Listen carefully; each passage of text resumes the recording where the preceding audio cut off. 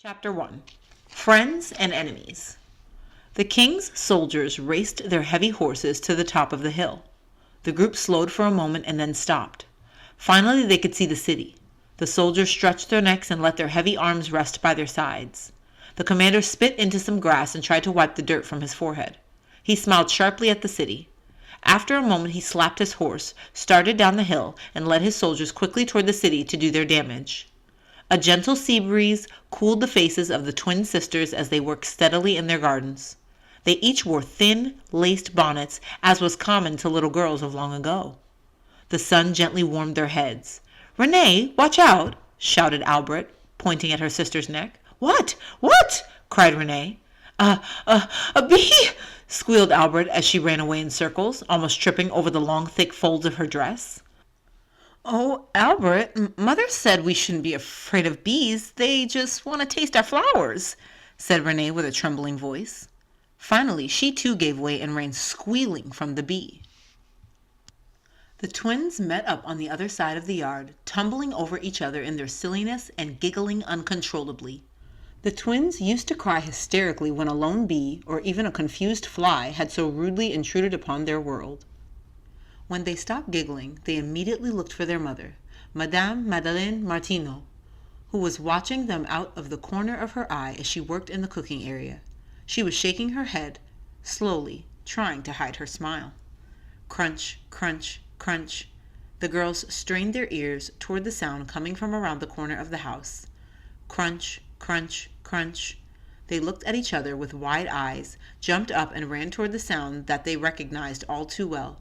"Shoo, shoo!" they commanded as they ran toward the crunching. "No, no, no, no, Boucle!" Boucle, or Curly, was their small lamb that had quickly invaded the girls' vegetable garden upon seeing it left unattended by its guardians. "Get away, you sly one," said Albert as she picked him up, leaning back as far as she could with his legs dangling above the ground as she carried him to his rope. "These are our vegetables to tend," she said softly into Boucle's ear. Renee and Albert each had their own small garden plots, located on the sunny back side of the house. Last year they visited their aunt and uncle's vineyard outside the city and learned to love working with the ground and tending fruits, flowers, and vegetables. Seeing this, their father, Monsieur Paul Martineau, cleared 2 areas for them and started them in their own special gardens. In their first season, the twins grew onions, turnips, and peas, with each plot completely surrounded by a colorful wall of orange and yellow poppies. This year, their uncle Philippe, the grape farmer and winemaker, brought the girls several small grapevines and taught them how to care for them. The twins were delighted, and when they prayed for their gardens with their mother, they gave special thanks for their new vines. The sisters were learning that tending a garden takes great time and care. When they finished tying up Boucle, Mother stepped outside, wiping her hands on the apron that hung over her beautifully round middle. She was soon to have a baby. "Girls, I want you to go to the market with your brother and pick up more bread flour for tonight." "Yes, Mama," the twins said excitedly. "May we walk through the fish market on the way back?" asked Renee. "Yes, if you hurry," she smiled. The girls always loved the busy market with all its loud people and strange fish smells. They moved quickly through the house, on their way to the street in front. As they passed through, they each patted baby Guillaume on his head as he sat playing on the floor with some wooden toys. Like most children of this time, Guillaume, or Gigi, as the children called him, wore a long, tan-colored robe with buttons all the way down the front. "Dewey!" he shouted, pointing at them as they walked by. For some unknown reason, he always made this sound when he was pleased with something. And while shouting it, he would point firmly, frown, and then smile at whatever pleased him. When he didn't like something or was scared, he would hold up both hands and say, "Hot!" even if the thing wasn't hot at all. He used the same word, hot, to describe everything that he thought was bad, whether food, loud animals, or spankings. The twins passed through the front doorway, then turned and pushed the thick front door closed behind them. "Hurry along," said Abraham, the eldest child in their family of 5 children, soon to be 6. After Abraham in age was Mary, a good student and flute player, then Renee and Albert together, and finally Guillaume, the toddler. Abraham was 15 years old and usually spent this time of the day training with his father in the family's fabric shop. He had short, straight, dark hair and high, sun-tanned cheekbones that made for a strong-looking face. Each twin gave him one hand. Abraham handed them empty flour buckets, and they all started off through the streets of their city, La Rochelle. Even then, La Rochelle was an old and graceful city sitting at the end of a long bay on the coast of the country, France. The city was almost completely surrounded by tall, thick walls which, for a long time, protected the people in the city from all their enemies. From the sky, the fortress walls made the city look like a big star with many points. On the outside, the city was surrounded on one side by wide and low salt marshes, and on the other side by delicious grape vineyards. Where the city touched the ocean, several stout, gray castle towers silently overlooked the city and the harbor like old, wise giants. For years, La Rochelle was home to thousands of Huguenots, French Christians, like the Martineaus. "Why did Mother send us with you?" Albert asked Abraham. "Well, maybe she wants you to learn how to run errands," Abraham said. "Maybe when we're older, but now we're still too small to be out here alone," said Renee as the three made their way through the narrow, crowded streets. "Oh, I told Mother you were old enough to go out on your own," teased Abraham. The girls looked at each other with big, worried eyes. Then Abraham squeezed their hands and smiled. The buckets the girls were carrying seemed to be getting heavier. Turning down one last narrow street, the children passed more houses and shops, all pressed up against one another. "Abraham, why do you think that's stars?" started Albert, but her question was cut off by a loud noise coming up the narrow road. It sounded almost like a giant wave. Some people were shouting. Just as Abraham and the twins turned around to find out what was happening, Renee was pushed to the ground by something big and brown flashing before her eyes. Albert felt the edge of a kick from something black as the girls flew in different directions. Their buckets flew in different directions. Abraham frantically tried to pull them out of the way. Then it passed. The girls sat in the mud and grime along the side of the road, Renee on her knees and Albert on her bottom, looking confused. As they looked down the road, they saw 8 or 9 big horses racing down the road, carrying soldiers in armor. "Those are the king's soldiers," said Abraham in an angry tone as he got up and helped his sisters. "I cut my hand on something," said Renee, quietly staring at it. Albert looked at it too. "You're not bleeding. You'll be all right," said Abraham, but his attention was still on the soldiers. The children tried to wipe off as much mud as possible, but their clothes were soaked through in some parts. "Why are they here?" asked Renee. "I don't want to know," said Abraham. "Why not?" asked Albert. "They only bring bad news when they come," said Abraham, sighing deeply. "Let's just finish our errand and get home." The city bells rang slowly in the distance, among moaning for the people to come and hear. When they finally pulled open the door of the bakery and sniffed all sorts of wonderful bakery smells, everyone cheerfully greeted them and then, noticing the mud, asked the children what had happened.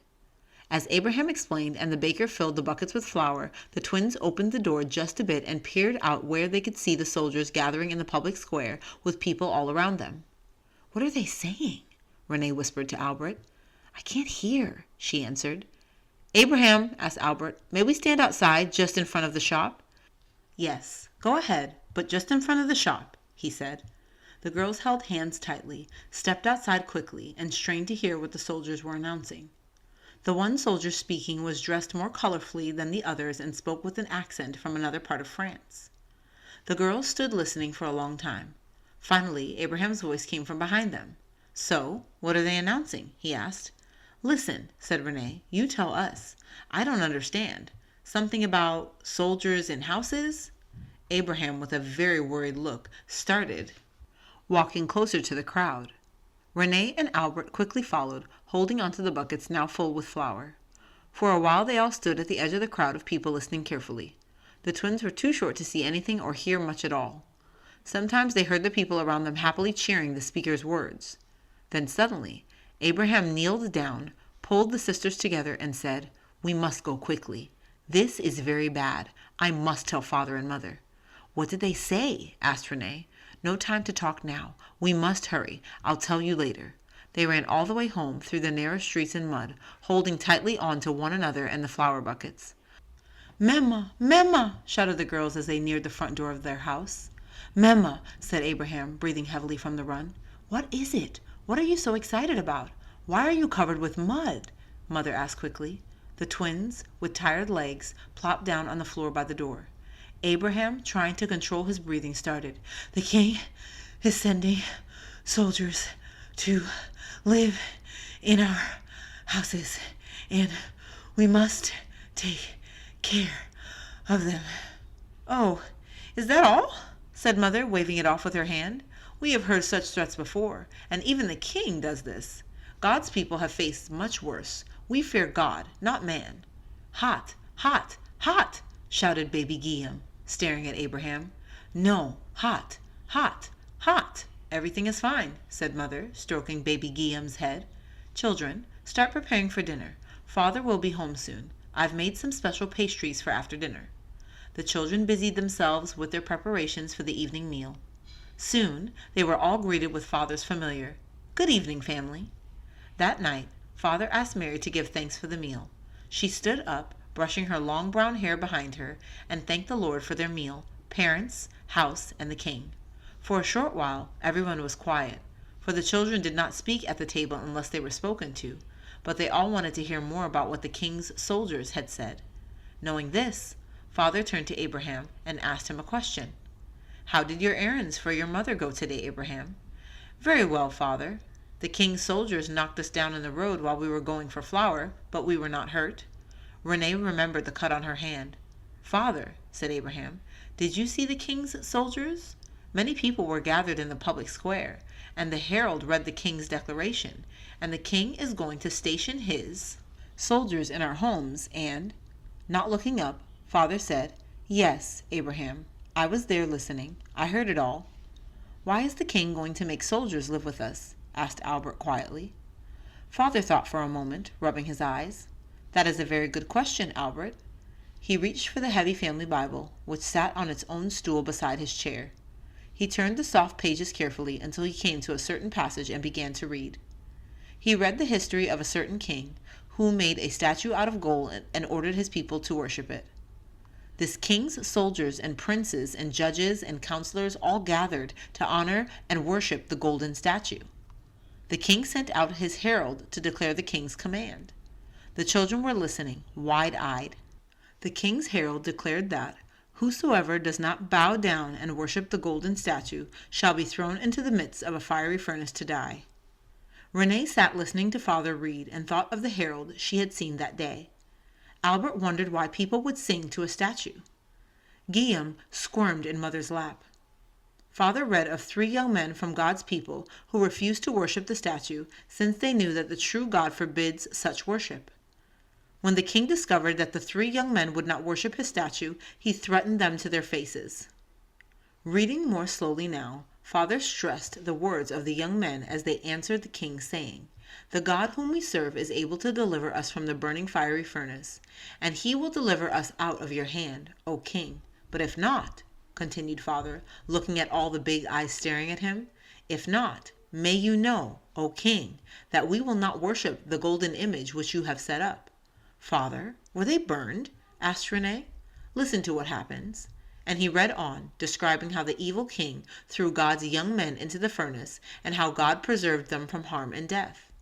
When Father finished, there was a rush of questions and a long discussion. Remember, children, what we've learned before. After Adam's sin, God promised that there would be a long war between the people of the woman and the people of the serpent, between the people of God and the people of the enemy. There are only 2 kinds of people in the world, friends of God and enemies of God. Some enemies are very kind and decent on the outside, though they oppose God in their hearts. So, too, some people pretend on the outside to be friends of God, but on the inside they do not love God's commandments. Only God knows, and we pray that the Lord will change enemies into friends, and that he will clean our hearts and make us faithful for his own glory. Father continued, "So what you heard from the herald today was just one part of the long attempt by the enemies of God to fight against the friends of God. And our attitude must be the same as those young men we read of in Daniel. If our French king threatens us with death, we will fear God and not man. And even if God should increase our persecution, we will not bow down to the idols that the French king seeks to force on us." The children were silent. You could almost hear their minds running. After the meal, they cleaned up and gathered around the fireplace for what Renee and Albert thought was the best part of the day. For a while, the family held hands and sang psalms in front of the fire. The children answered their catechism questions they had practiced with Mother earlier in the day. Sometimes Father would tell them amusing or strange stories about faraway lands and animals. After a while, Mary played her flute softly like a gentle sea breeze, and Mother handed out her special pastries. Soon, the fire died down and it was time for everyone to go to sleep. Upstairs, Mother, Father, and baby Guillaume slept in one room, and the others slept in the other room. Renee and Albert shared a bed in the corner. Before they fell asleep, they always talked about what had happened that day. This time they had plenty to discuss, and they whispered back and forth ever so quietly so as not to disturb the others. They whispered about the soldiers and the mud and enemies and friends, and how they had forgotten to go by the fish market. They sometimes asked each other catechism questions, or planned their gardens, or told animal stories of their own. Soon their eyes grew very heavy and tired, and they fell asleep in the middle of a whisper.